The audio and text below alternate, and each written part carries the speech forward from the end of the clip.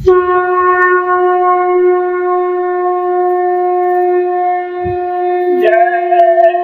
गुरुदेव, जय गुरुदेव। राम रहीम और कृष्ण मुरारी सबके सब थे शाकाहारी। रहम करो रहमान मिलेंगे, दया करो भगवान मिलेंगे।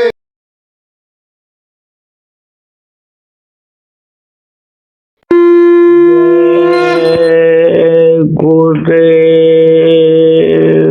मिलता है सच्चा सुख केवल गुरुदेव तुम्हारे चरणों में, भगवान तुम्हारे चरणों में।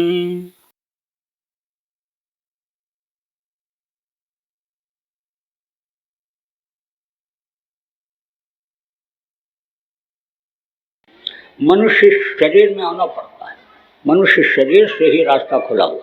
संतों की दया हो जाए किसी भी जीव पर, पेड़ पर, पौधे पर, तो नियम है कि जो जड़ होगा, पेड़ होगा, एक जगह से दूसरी जगह आ जा नहीं सकता है, उसको आप यह समझो कि दूसरे चेतन में जाना पड़ेगा।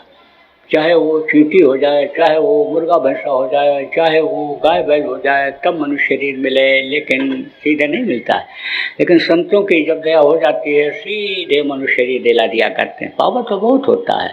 तो आप समझो रानी इंदुमती को तब पता चला कि ये हमारी मदद की और ये तो पूरे हैं, ऐसे बाहर से हाड़ मांस के शरीर में नहीं पता चलता। देखो यह भी देखा गया कि एक समय पर एक ही प्रकट संत रहे, गुप्त संत और प्रकट संत होते। जो सतलोक, जैसे हमने कहा, सालोकवासी हो जाते हैं। जो जीवात्मा सतलोक पहुंच गई, संत की पावर उनमें भी आ जाती है। लेकिन काम जिसको आदेश होता है वही करते हैं, और वो जो पहुंच जाते हैं सो नहीं करते हैं। वो शक्ति जो उनके अंदर आती है, उसको अगर वो खर्च कर दें, शो कर दें, जीवों के भला के लिए खर्च करने लग जाएं, तो वो भी ऐसे हो जाएंगे जैसे साधारण मनुष्य होता है। सीमित शक्ति मिलती है उनको, जानकारी तो होती है, लेकिन आप ये समझो कि काम नहीं करते हैं। वो जीवों का किसी का काम नहीं करते हैं, चुपचाप अपना लगन में लगे रहते हैं, लगाए रहते हैं। आप समझो कि उसको बचाए रहते हैं कि हमको आनंद लेने में, आने जाने में ऊपर दिक्कत ना हो। नहीं तो अगर उसको खर्च कर देंगे तो कर्म उनके आ जाएंगे जिसके लिए खर्च करेंगे, जिसका भला होगा उसके लिए, यानी उसके कर्म आ जाएंगे तो ऊपर जाने में बाधा डालेंगे। लेकिन जिसको हुक्म हो जाता है वो तो आप ये समझो प्रेमियों की पूरा करते ही करते। तो अक्सर ये देखा गया कि एक समय पर एक को ही हुक्म होता है। अब जब कबीर साहब को जाने को हुआ तो कबीर साहब ने पहले ही खींच लिया था किसको, नानक जी को कम उम्र में ही रावी नदी के तट पर नामदान दिया था और दया करके भजन करके उनको पहुंचाया था। तो भजन करा करके पहुंचाया था तो नानक जी को उन्होंने उपदेश किया और नानक जी को आदेश दिया कि अब आप युवाओं का काम करो। तो उन्होंने समझो कि जीवों का काम शुरू किया। अब नानक जी ने उस नाम को जगाया किसको, जैसे समय समय पर महापुरुष नाम को जगाते रहते हैं। त्रेता में राम नाम को जगाया राम ने, द्वापर में कृष्ण नाम को जगाया, आप समझो सतनाम को कबीर साहब ने जगाया। ऐसे उन्होंने वाहेगुरु जगाया। वाहेगुरु नाम जगा कैसे, यह भी बता दें आप। जब गुरु के जलवा को देखा अंतर में, अरे उछल पड़े, वाहे गुरु वाहे गुरु वाहे गुरु, वारे मेरे गुरु वाहे मेरे। लड़का ऐसे ऐसे हाथ पैर से चलता है जानवरों जैसा, जिस दिन खड़ा हो जाता है कहते हो वाह बेटा वाह बेटा, वारे मेरे बेटा। जब डिग्री लेकर, डिप्लोमा लेकर, सर्टिफिकेट लेकर, इनाम लेकर के आता है तो वारे मेरे बेटा वारे, खुश हो जाते हो। ऐसे ही खुश होकर के बोले इतना बड़ा जलवा, वारे मेरे गुरु वारे मेरे गुरु, मेरे गुरु ही सब कुछ कर रहे हैं। उनको ये मालूम था कि गुरु मेरे हैं और मैं गुरु का हूँ, तो जो गुरु के पास कोई चीज़ है वो मेरा है, वो समझो वो मेरे हैं, इस बात की खुशी हुई। जैसे पिता को प्रमोशन हो जाए तो बेटा ये कहता है कि ये डिप्टी कलेक्टर थे, कलेक्टर हो गए, मैं कलेक्टर का बेटा हो गया, खुश होता है पिताजी, वाह रे पिताजी, आप मिठाई खिलाता है, वाह रे आपका प्रमोशन हो गया। ऐसे वाहे गुरु वाहे गुरु वाहे गुरु, बस उसे वही नाम जग गया। कान नाम रहा संतन आधीना, संत बिना कोई नाम न चीना, मगर संतों के नाम की पहचान नहीं हो सकती है। तो आप ये समझो कि नाम आधीन होता है। अब जब वो चले गए, ये भी बता दूं आपको, वो चले गए कुछ समय तक तो चला ये, 10 गुरु हुए वो भी चलाए उसी नाम को। और जो रतन राव जी थे वो यानी 10 गुरुओं में जो सबसे छोटे थे, आपके समझो कि गुरु गोविंद सिंह उनके नामदानी थे। नामदानी तो उनके कई रहे, लेकिन अधिकार जिनको दिया रतन राव जी वो भी वही चलाते रहे। फिर श्यामराव जी भी वही चलाए। आप समझो वही जपते रहे, वो भी उन्हीं को उन्होंने भी माना। लेकिन जब शिवदयाल जी महाराज आए तब इन्होंने बदल दिया, परिवर्तन कर दिया। जरूरत थी इस बात की, हुक्म हुआ था कि अब तुम दूसरा नाम जगाओ, जरूरत पड़ गई तो उन्होंने दूसरा नाम जगाया। आप समझो कि इनके सबके कई शिष्य हुए, लेकिन ये अधिकार एक दूसरे को देते गए, जिसको उचित समझे या कर ले जाएगा। तो आप ये समझो कि उन्होंने राधा स्वामी नाम जगाया, राधा नाम सूरत का, सदगुरु दई लखाए और उलट टाहे सुमिरन करे, स्वामी संग मिलाए। उलट टाहे का मतलब क्या है? दुनिया की तरफ से ध्यान को हटा करके उस तरफ लगाओ तो वो मालिक मिलेगा। देखो, एक म्यान में 2 तलवार नहीं रह सकती है। मुंह भी फुला लो, ठट्ठा के भी हंसो, दोनों काम एक साथ नहीं हो सकता है। इसलिए उन्होंने कहा कि दुनिया की तरफ से ध्यान को हटाओ और ऊपर की तरफ ले जाओ, उधर, तो यानी स्वामी का दर्शन हो जाएगा। इसी सूरत को जो इस जीवात्मा, यही जीवात्मा जो शरीर के यानी इधर अंगों की तरफ मन के साथ लगी हुई है, मन को इधर से रोको, शरीर की शक्ति को खींचो, दोनों आँखों के बीच में लाओ और फिर उधर चलो, तब वो शक्ति ये जीवात्मा शब्द को पकड़ेगी, पकड़ करके और फिर स्वामी संग मिला, स्वामी से मिला देगी। जैसे डीओजी डॉग, डॉग माने कुत्ता, और पलट के पढ़ो डीओजी डॉग, डॉग माने कुत्ता, पलट के पढ़ो तो डीओडी गाड, गाड माने परमात्मा। उलट दो इसको, नीचे की तरफ से ध्यान को हटा करके ऊपर लगाओ। दोनों काम एक साथ कैसे हो सकता है? ध्यान लगाते हो कहीं तो ध्यान नहीं बनता, दिखाई नहीं पड़ता, कान से सुनाई नहीं पड़ता है, तो ध्यान कहाँ रहता है? दुनिया की तरफ रहता है, भोग की तरफ रहता है, तो कहाँ से एक साथ तो काम कैसे हो सकता है? इधर से हटाओ, उधर लगाओ तो मिल जाएगा। राधा स्वामी मत चलाया उन्होंने, बहुत दिन तक चलता रहा। अब दिक्कत इस बात की रही कि महापुरुष चले जाते हैं जब, तब उनके जो सिद्धांत हैं, वसूल हैं, उनका जो रास्ता है उसको लोग छोड़ देते हैं। आप समझो कि जगह जगह पर हम स्थान बना देते हैं, समाधि बना देते हैं, मूर्तियाँ लगा देते हैं, फिर वही काल की पूजा, धूप आरती, वही कीर्तन, वही गाना बजाना, वही घंटा संग बजाना शुरू कर देते। संत मत को छोड़ देते हैं, संत मत को यानी समझो वो पकड़ते हैं, वो आगे बढ़ाते हैं कि जिनको आदेश होता है। तो आप ये समझो कि फिर ये अपनी गुरु महाराज की, ये संतों की यानी परंपरा ये जो बनी है ये चली। विष्णुदयाल जी महाराज को अधिकार मिला, फिर वो घुरेलाल जी महाराज को अधिकार दिए, फिर घुरेलाल जी महाराज के शिष्य गुरु महाराज, उनके भी बहुत शिष्य थे, लेकिन गुरु महाराज को उन्होंने आदेश दिया। अब गुरु महाराज ने को ज़रूरत पड़ी नाम जगाने की, तो उन्होंने गुरु नाम को जगाया। नाम को कैसे जगाते हैं? आप कहाँ से जुड़े हुए हो यह आपको नहीं पता है। उस परमात्मा शक्ति से जुड़े हुए हो, पतले तार के द्वारा जुड़े हुए हो, आपको नहीं पता है। उसी से आप चल रहे हो। वो तार कट जाता है तो धड़ाम से शरीर गिर जाता है। जैसे पतंग की डोर, ऊपर पतंग चला जाता है तो डोर नहीं दिखाई पड़ती, ऊपर कटी तैसे पतंग नीचे आ गया, तैसे समझ जाते हैं पतंग कट गई। पतंग उड़ाने वाले तैसे समझ जाते हैं, जैसे पतंग नीचे आने लगता है तैसे समझ जाते हैं कि डोर कट गई। ऐसे ही शरीर को ये यानी समझो कि वही डोर यानी जो परमात्मा से जुड़ी हुई है वही चलाती है। तो जब जरूरत होती है तो संत जो होते हैं, आप ये समझो कि नाम को उस मालिक से जोड़ देते हैं। और उस नाम से उस समय पर जब पुकारते हैं तब वो मदद करता है। देखो, वक्त के नाम की ज़रूरत होती है और वक्त के नाम से ही काम होता है। और समय के, वक्त के, जिनको कहा गया, यानी डॉक्टर से ही इलाज होता है, मास्टर से ही शिक्षा मिलती है। वक्त के जो सद्गुरु होते हैं, जो संत होते हैं, उन्हीं से जीवात्माओं का उद्धार हो सकता है, ऐसे नहीं हो सकता। यह सिद्धांत है, तो सिद्धांत के खिलाफ कैसे कोई काम हो सकता है। अब आज कोई कहे कि हम पुराने वैद्य से इलाज करा करके अपने मर्ज को ठीक कर लेंगे, कैसे कर पाएगा। इस समय के डॉक्टर के पास जाना पड़ेगा। बाप को आईएएस बना दिया पढ़ा करके मास्टर ने, मर गया मास्टर, अब लड़का कहे हम उसी मास्टर से पढ़ करके आईएएस बनेंगे, अधिक ऊंचे ओहदे पर जाएंगे, अधिकारी बनेंगे, कैसे हो सकता है।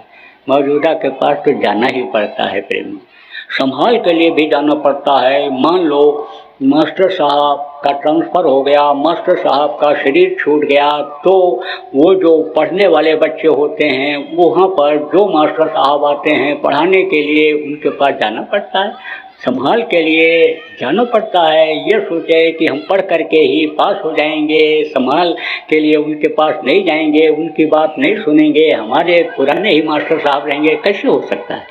इसलिए वक्त के नाम की भी ज़रूरत होती है। तो वक्त का जीता जागता नाम कौन सा है? यह है जय गुरुदेव नाम। गुरु महाराज ने जब जगाया तो विरोध किया लोगों ने, विश्वास न हो। गुरु महाराज ने कहा परीक्षा लेकर देखो। खूब परीक्षा लिया लोगों ने। अब जब खरा उतरा तब विश्वास हुआ। कोई बताता है कि डॉक्टर बड़ा काबिल है, नया आया है, चले जाओ, मर्ज को ठीक कर देगा। और जब जाता है विश्वास के साथ और दवा ले लेता है, और जब ठीक हो जाता है तो 10 आदमियों को बताता है, पूरे रिश्तेदारों को बताता है, अरे बहुत अच्छा काबिल डॉक्टर, उसको दिखाओ। तो अब आप ये समझो प्रेमियों कि यानी गुरु महाराज के इस जय गुरुदेव नाम की खूब लोगों ने परीक्षा लिया। आपको पुराने लोग इसमें मिल जाएंगे, न विश्वास हो पूछ लेना, कुछ न कुछ दया चमत्कार जय गुरुदेव नाम का सब लोगों को मिला ही होगा। और पहले के जो पुराने होंगे उनको ज़्यादा। अब आप जो नए लोग आए हो, कैसे विश्वास करोगे? आप ही परीक्षा लेकर देख लो। मुसीबत में, तकलीफ में जय गुरुदेव नाम बोल करके परीक्षा लेकर देख लो। अरे आप ही नहीं, कोई भी शाकाहारी नशामुक्त व्यक्ति मुसीबत के समय जय गुरुदेव नाम बोल करके बचत कर सकता है, जय गुरुदेव नाम से मदद ले सकता है बोल करके।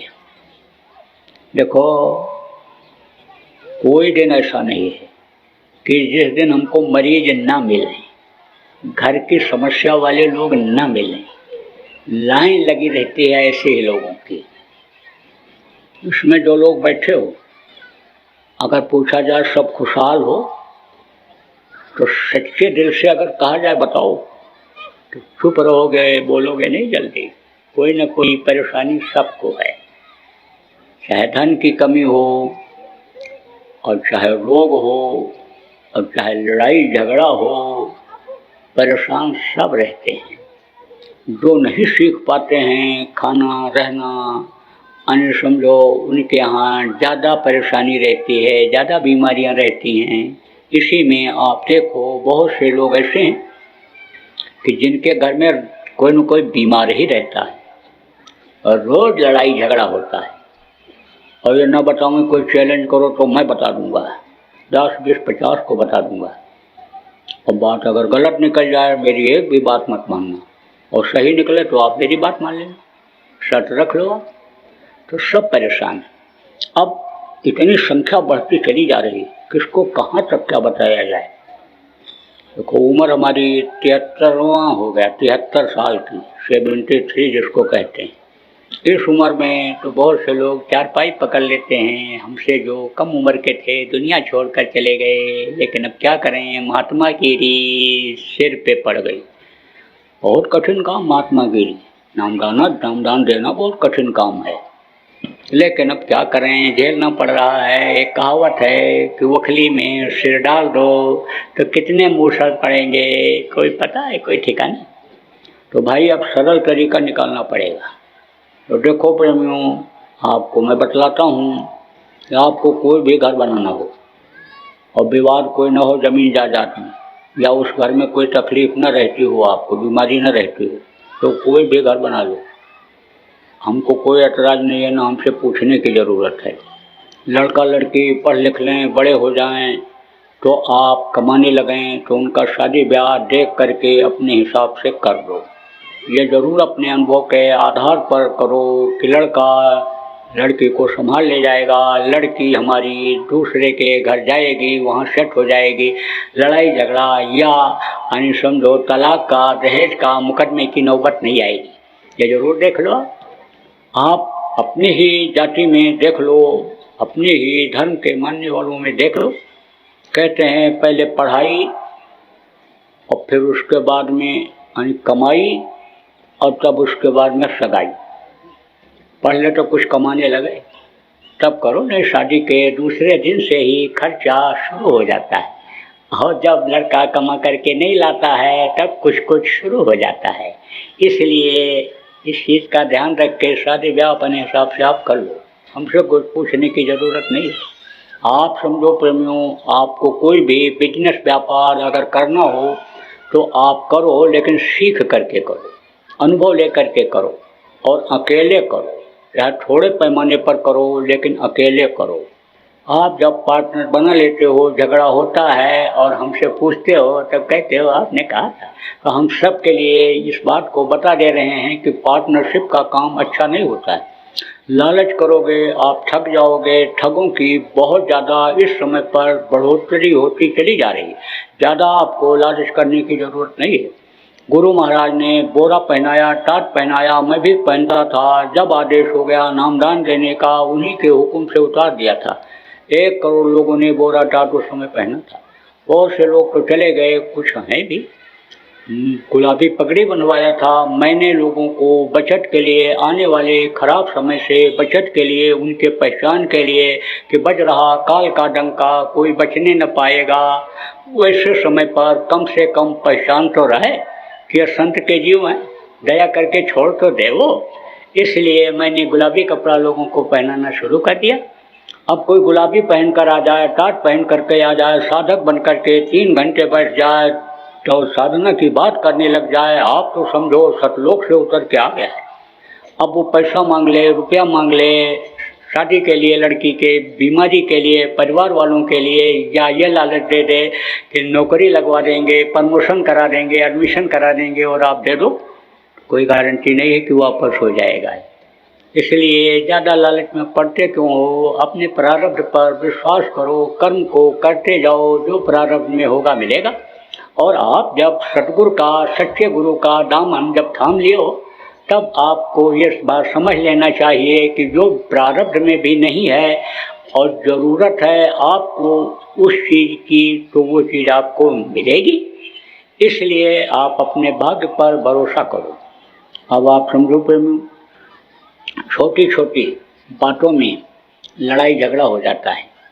लापरवाही से, मन के कहने पर आदमी चीज़ को खा लेता है, वही चीज़ नुकसान कर जाती। बार बार मन वही मांगता है। 1 दिन 2 दिन अगर हो तो चल जाए, जब बार बार वही चीज़ खाओगे मन के कहने पर तो बीमारी तो आएगी।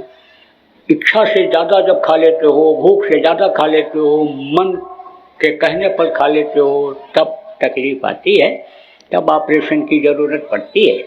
ऑपरेशन में जब ये नसें शरीर की जो 72,000 हैं, इस शरीर के अंदर पतली नसें, छोटी नसें जब कट जाती हैं तब वो जुड़ती नहीं, शरीर का सिस्टम बिगड़ जाता है।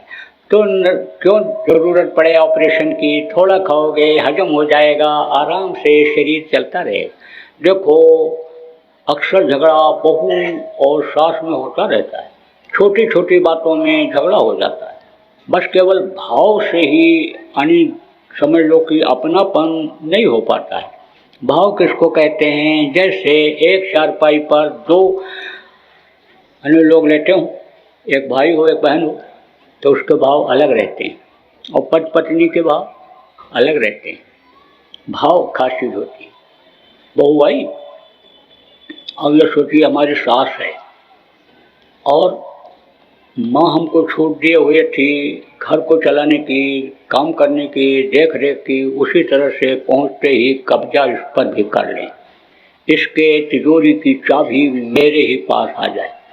अब लालच में तो आ गई, लेकिन जो सेवा माँ की करती थी, माँ समझ करके करती थी और उसके आज्ञा का पालन करती थी, सास की नहीं करती। कहती सास है ये दूसरी है, मेरी अपनी नहीं। और सास जब बहू को लाती है तब ये नहीं सोचती है कि एक बेटी को मैंने दूसरे को दिया तो आप ये समझो दूसरे की बेटी आ गई, मेरी बेटी है ये, दूसरे को दिया, दूसरे ने भगवान, दूसरे की बेटी को भगवान ने, परमात्मा ने हमको दे दिया, अब इसको बेटी की तरह रखें, ऐसा ही प्यार दें। आप समझो ये वो भूल जाती है। वो तो सोचती है कि बहू आई है, अब जैसे हम मेहनत आज के 40 साल पहले करते रहे इस घर को बनाने में, मेहनत करने में, ऐसे मेहनतें भी करें, कहाँ से करेगी बेचारी। बहुत सी माताएं तो अपनी लड़कियों को भोजन बनाना ही नहीं सिखाती हैं। वो तो कहती पढ़ती रहो पढ़ती रहो पढ़ती रहो, कलेक्टर कमिश्नर हो जाओगी, कलेक्टर कमिश्नर का नोट मिल जाए, रुपया वादा मिल जाए तो वादा खाएगी कि वो तनख्वाह खाएगी, रुपया खाएगी। रोटी की तो ज़रूरत पड़ेगी ही पड़ेगी। होटल ये कब तक चलेंगे, लॉकडाउन में सब बंद हो गए, भूखे तड़पने लगे लोग, ये तो पता नहीं उसको। बुढ़े ने कहा कि बहू बनाती रहती है और खाती रहती है, उसका खाना हम नहीं पसंद करते हैं, खाना क्यों जूठा हो जाता है। तो काका पूछा नहीं क्यों, बोले अरे पूछा तब बोली टेस्ट करके बनाती हूँ, खराब न बन जाए, यही नहीं पता नमक कितना पड़ेगा, मिर्ची कितनी पड़ेगी, हल्दी कितना पड़ेगा, इसलिए बनाती है तो टेस्ट करती रहती है।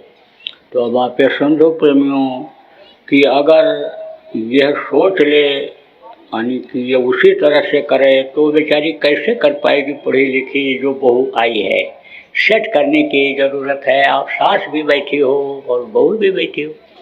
आप जो बहू हो समझ लो ये मेरी माँ है और माँ का दांत गिर गया, नरम रोटी खाना चाहती है, पकी हुई सब्जी चाहती है, उसी तरह बना दो। आप खूब चावल को पका दो, तब तुम चाहे कड़ाही चावल खाओ, कड़ी ही रोटी खाओ, पूरी पराठा रोज सेकती रहो, खाती रहो, लेकिन बुढ़िया तो हजम नहीं कर पाएगी। उसका तो मैदा कमज़ोर हो गया, चिकना चिकना रोज खिलाओगी, बेचारी परेशान हो जाएगी। रात को कंधे पर लाद करके जब सवारी नहीं मिलेगी अस्पताल ले जाना पड़ेगा। इसलिए जो पसंद करे वही खिला दो, ससुर जो पसंद करे वही खिला दो, पति जो पसंद करे वही बना के खिला दो, फिर तो तुम आज़ाद रहोगे। कुछ भी बनाओ, कुछ भी खाओ। बुढ़िया डंडा लेकर रसोई घर की तरफ नहीं जाएगी, बहू क्या बना रही है, क्या छुन्न मुन्न कर रही है, कुछ नहीं देखेगी। हाँ ये क्या है, उसको तो रोटी चाहिए, कपड़ा चाहिए। और जो आप पूरी थाती को छिपा कर रखना चाहती हो, जो आप सास इसमें बैठी हो, सोचो क्या उसको लेकर जाओ।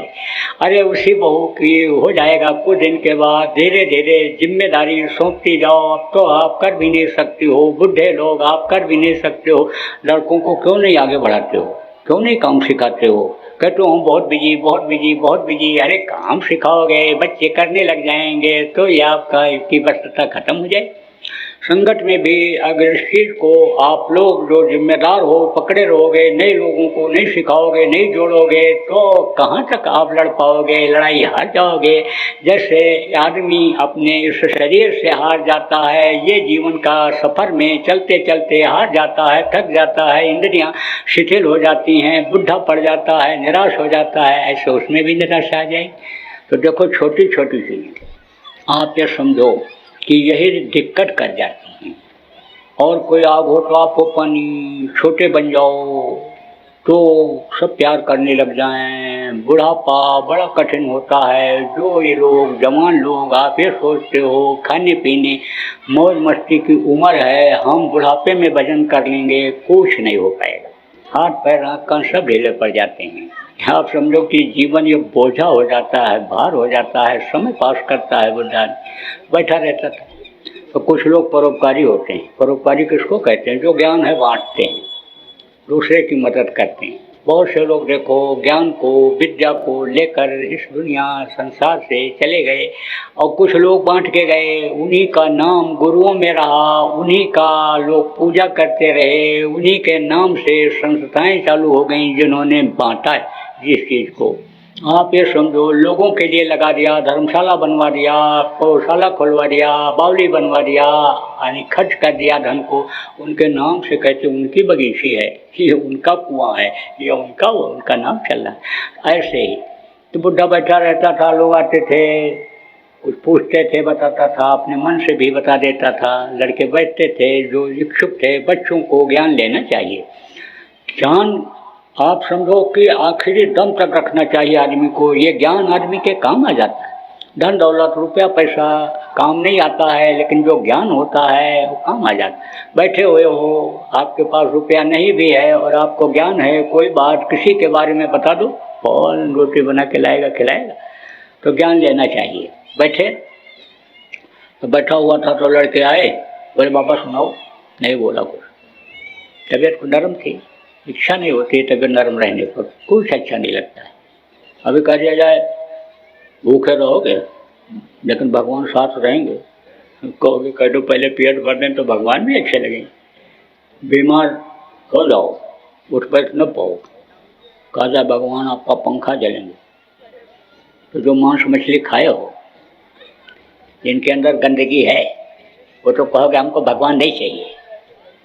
हम बीमार रहकर भगवान क्या करेंगे, भूखा रहकर भगवान क्या करेंगे, हमारा अपमान हो जाएगा तो हम भगवान क्या करें। और जिनके अंदर थोड़ा ठीक ठाक है, ज़्यादा गंदगी नहीं है, वो कहोगे भगवान से कह दो हम स्वस्थ हो जाएं, हमको इज्जत के साथ रखें। एक गिलास में दूध भर दो, एक गिलास में पानी, एक गिलास में खून, और तीनों में एक एक रुपये का सिक्का डालो, तो पानी वाले में से पानी निकलेगा, दूध वाले में से दूध निकलेगा, खून वाले में से खून निकलेगा। जब वो जगह बनाएगा तो निकलेगा। ऐसे बात जब इनसे कहोगे, जिससे कहोगे उसी तरह का वो जवाब देगा। तो कहने का मतलब यह है कि ये चीज़ें भी होना जरूरी है, सम्मान भी जरूरी है और धनवान होना भी जरूरी है। काम चलाने के लिए ये जरूर है कि साईं इतना दीजिए, जामे कुटुंब समाए, मैं भी भूखा न रहूँ, सब न भूखा, तो वो भी जरूरी है। तो कैसे होगा, जब मेहनत और ईमानदारी की कमाई करोगे तब धन की कमी नहीं होगी। तो बुढ़ा के पास आए लड़के, बोले बाबा बताओ। नहीं बोला। फिर बोला आज ये नहीं बोल रहे हैं, डर गए हैं। तब बुढ़ा बोला हम डरते किसी को नहीं, हम पाप से डरते हैं, भगवान से डरते हैं, हम किसी से नहीं डरते हैं। अरे डर कैसे नहीं गए, वो देखो सरपंच साहब के पास, भैया साहब के पास, हो बाबू साहब हैं, उनके पास बंदूक है, कई नाम है उनका, बहुत तरह से उनको लोग पुकारते हैं, उनके पास बंदूक है और वो तुमको गोली मार देंगे। तो उनके पास 2 नली की है और मेरे पास 10 नली की बंदूक है। काका 10 नली की बंदूक न सुना न देखा, 10 नली की बंदूक कैसी होती है? होती है, हमेशा साथ रखता हूँ। साथ रखते हो, खाली धोती पहने बैठे हो, बनियान भी नहीं, कुर्ता भी नहीं, रखे कहाँ? रखता हूँ, हमेशा साथ रखता हूँ। तो दिखा दो काका, कहाँ रखे हो, कौन सी है 10 नली की बंदूक? ऐसे नहीं दिखाता हूँ, मौका आता है तो दिखाता हूँ। अब लड़कों की इच्छा बढ़ गई, कहाँ रखे हैं, कौन सी बंदूक है वो 10 नली की? पैर दबाने लगे, कोई दाढ़ी में हाथ लगाने लगा, काका बता दो, बाबा बता दो, बता दो, बता दो, दादा बता दो। तो बोले अच्छा देख, ये है बंदूक, 1 नली, 2 नली, 3 नली, 4 नली और 5 नली। ये 5 नली है और 5 नली है। 10 नली जब दिखाता हूँ ऐसे ऐसे जिसको भी दिखा देता हूँ वही से झुका देता है। तो छोटे बन जाओ तो सब प्यार करने लग जाएं।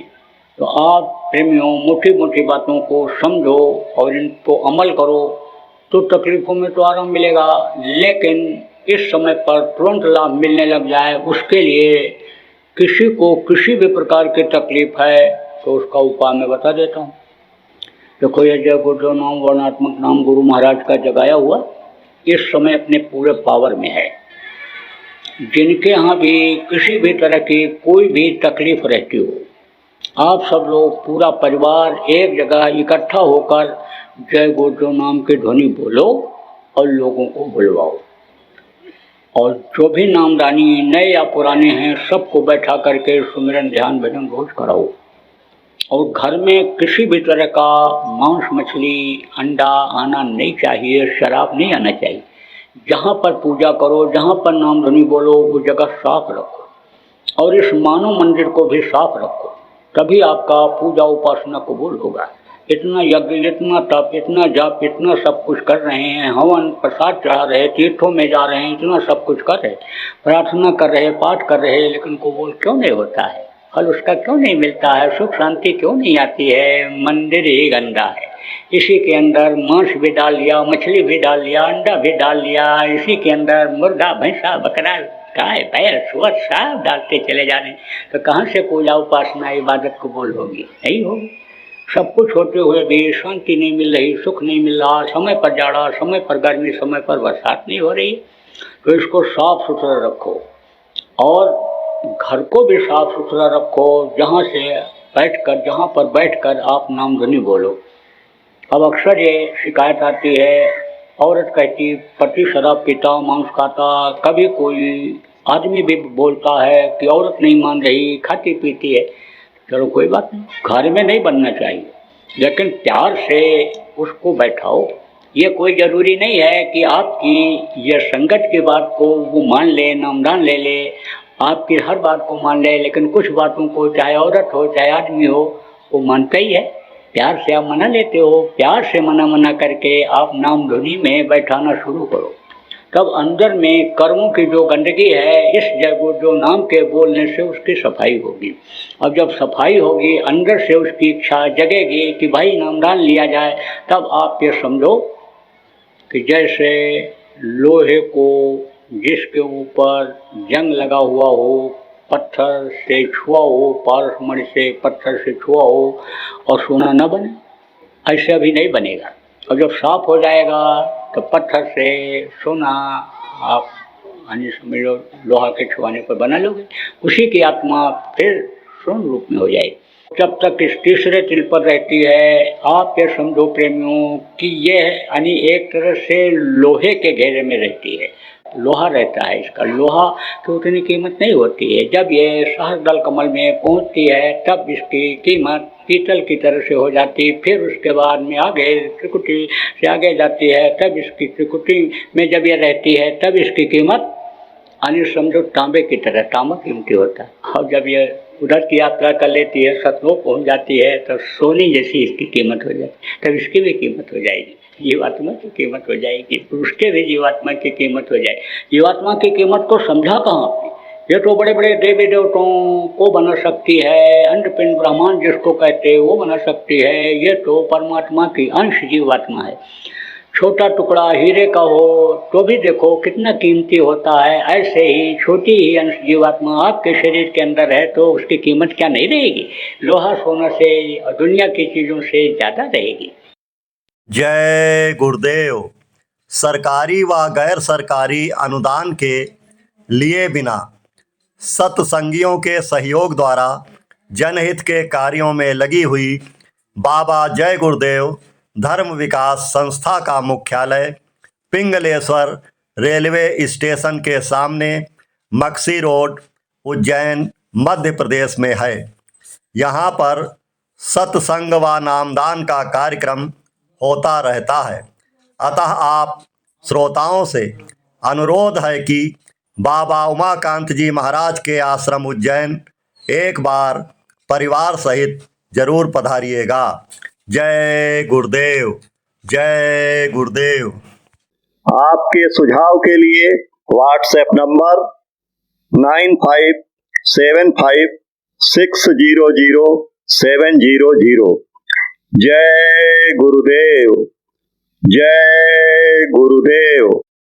जय गुरुदेव, जय गुरुदेव, जय गुरुदेव, जय जय गुरुदेव।